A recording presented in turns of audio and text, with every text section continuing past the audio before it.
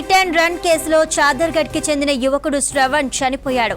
చాదర్గఢ్ లో ఈ నెల 6వ తేదీన కారు ఢీకొట్టడంతో శ్రవణ్ అనే యువకుడికి తీవ్ర గాయాలయ్యాయి. దీంతో పోలీసులు ఉస్మానియా ఆసుపత్రికి తరలించారు. యాక్సిడెంట్ జరిగిన విషయాన్ని మాత్రం పోలీసులు పేరెంట్స్ కి చెప్పలేదు. గాయపడ్డ యువకుడు ఆసుపత్రిలో 2 రోజులు చికిత్స పొందుతూ మృతి చెందాడు.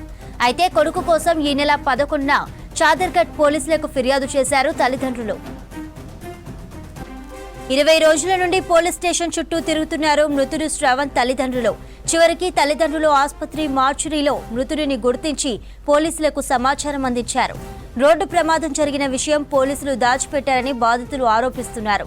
ప్రమాదం జరిగి 20 రోజులు జరిగినా ప్రమాదానికి కారణమైన వాహనాన్ని గుర్తించలేదని, పోలీసులు నిర్లక్ష్యంగా వ్యవహరించారని ఆగ్రహం వ్యక్తం చేశారు కుటుంబ సభ్యులు. హిట్ అండ్ రన్ కేసులో చాదర్గఢ్ కి చెందిన యువకుడు శ్రవణ్ చనిపోయాడు. చాదర్గఢ్ లో ఈ నెల 6వ తేదీన కారు ఢీకొట్టడంతో శ్రవణ్ అనే యువకుడికి తీవ్ర గాయాలయ్యాయి. దీంతో పోలీసులు ఉస్మానియా ఆసుపత్రికి తరలించారు. యాక్సిడెంట్ జరిగిన విషయాన్ని మాత్రం పోలీసులు పేరెంట్స్ కు చెప్పలేదు.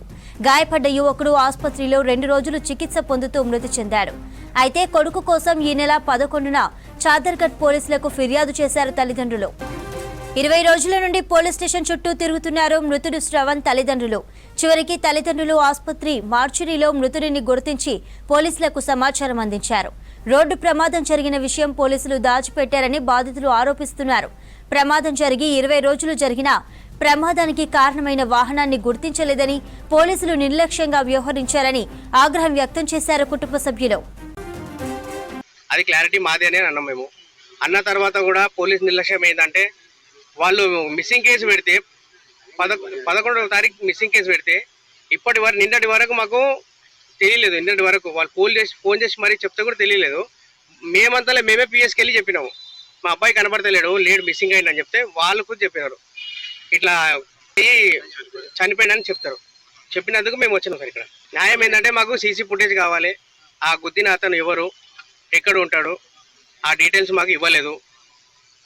సీసీ ఫుటేజ్ మొత్తం చెక్ చేయమంటే లేదు, ఒకటే వీడియో పంపించారు, చూసాం, ట్రాక్ చేస్తున్నాం అన్నారు, కానీ ఇప్పటి వరకు లేదు.